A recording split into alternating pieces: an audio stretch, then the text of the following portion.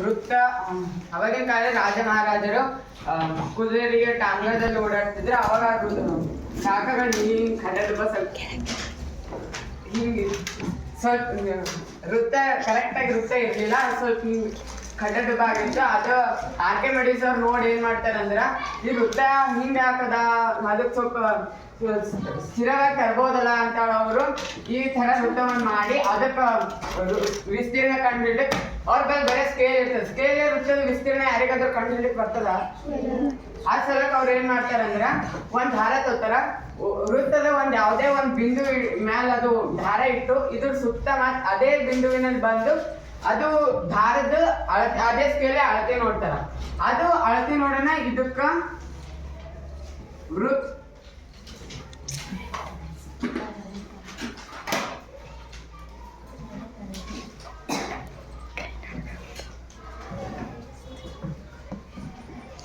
ಅವ್ರ ವೃತ್ತದ ಪರಿಧಿ ಅಂತ ಅದು ಕಂಡು ಹಿಡಿತಾರ. ಮತ್ತೇನಂತೆ ಯಾವುದೇ ವೃತ್ತಕ್ಕೆ ಅದು ಕೇಂದ್ರ ಬಿಂದು ಇದ್ದೇ ಇರ್ತದ.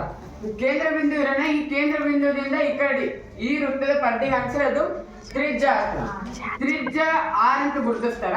ಮತ್ ಈ ಕಡೆ ಅದೇ ಮಾಡ್ತಾರ, ತ್ರಿಜ್ಯ ಆರ್ ಅಂತ ಗುರುತಿಸ್ತಾರ. ನಡ್ಬರ್ಕಿ ಕೇಂದ್ರ ಬಿಂದು ಓ. ಈಗ ಇದು ವೃತ್ತದ ವ್ಯಾಸ. ಅವ್ರ ಏನ್ ಮಾಡ್ತಾರ, ವೃತ್ತದ ಪರಿಧಿ ಡಿವೈಡೆಡ್ ಬೈ ವೃತ್ತದ ವ್ಯಾಸ.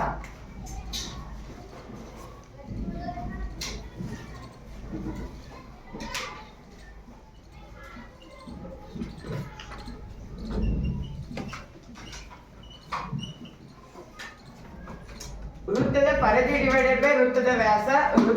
ವೃತ್ತದ ಪರಿಧಿಗೆ ಏನ್ ಮಾಡ್ತಾರೆ ಅಂದ್ರ ಇದು ವ್ಯಾಸ ಡಿ. ಸ್ವಲ್ಪ ದೊಡ್ಡದಾದ ವೃತ್ತ, ಸಣ್ಣದಾದ ವೃತ್ತ, ಈ ತರ ಬಹಳಷ್ಟು ವೃತ್ತದ ಅಳತೆಯನ್ನು ಮಾಡಿದಾಗ ಬರೆಯೋದು ಏನ್ ಮಾಡ್ತಂದ್ರೆ 223 ಡಿವೈಡೆಡ್ ಬೈ 71 ಬರ್ತದ.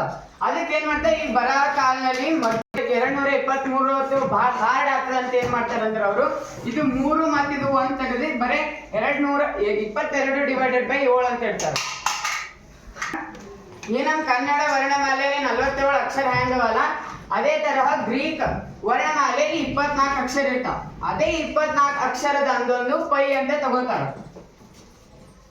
ಪೈ ಅಂತ ತಗೊಂಡು ಅವ್ರು 22 ಡಿವೈಡೆಡ್ ಬೈ 7 ಅಂತ ಆರ್ಕಿಮಿಡೀಸ್ ಅವ್ರು 22 ಡಿವೈಡೆಡ್ ಬೈ 7 ಅಂತ ಪೈಗೆ ವ್ಯಾಲ್ಯೂ ಕೊಡ್ತಾರೆ.